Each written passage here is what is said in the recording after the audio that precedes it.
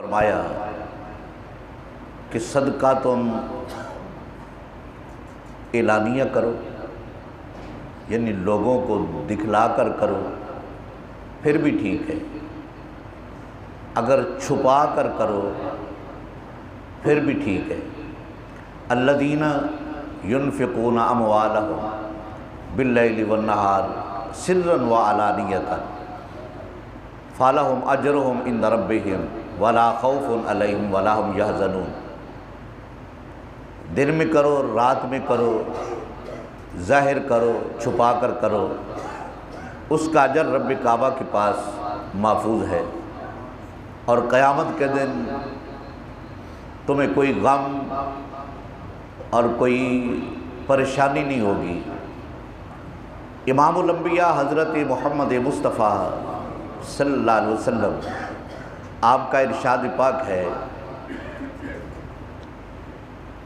سرکار علیہ الصلوۃ والسلام نے فرمایا، حضرت ابو ہریرہ اس حدیث کے راوی ہیں، فرماتے ہیں کہ السخی قریب من اللہ، قریب من الجنہ، قریب من الناس، بعید من النار۔ سرکار علیہ الصلوۃ والسلام نے فرمایا جو صدقہ کرنے والا ہے وہ اللہ کے قریب ہے، جنت کے قریب ہے،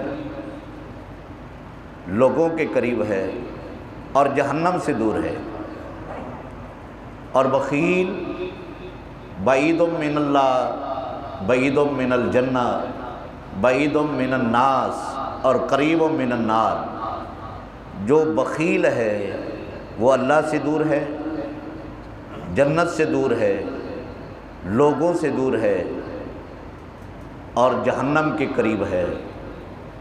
صاف ظاہر ہے جو لوگ صدقہ خیرات کرتے ہیں، جن کو اللہ تعالیٰ نے مال عطا فرمایا ہے، وہ دلوں میں، لوگوں کے دلوں میں گھر کر جاتے ہیں، لوگ ان کی عزت کرتے ہیں، اللہ تعالیٰ ان کا وقار بڑھاتا ہے۔ اور جو بخیل ہیں وہ سب کی نظر سے گر جاتے ہیں۔ جن کو اللہ تعالیٰ نے مال دیا ہے وہ بخل کرتے ہیں۔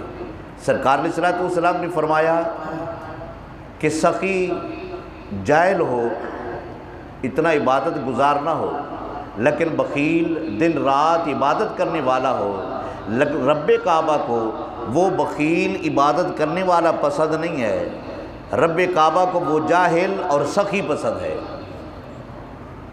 حاضرین محتشم، اللہ رب العزت آپ کو بھی ہم سب کو جتنی توفیق عطا فرمائیے، اللہ کی راہ میں کچھ نہ کچھ دینے کی توفیق و رفیق عطا فرمائے۔ بس آپ سے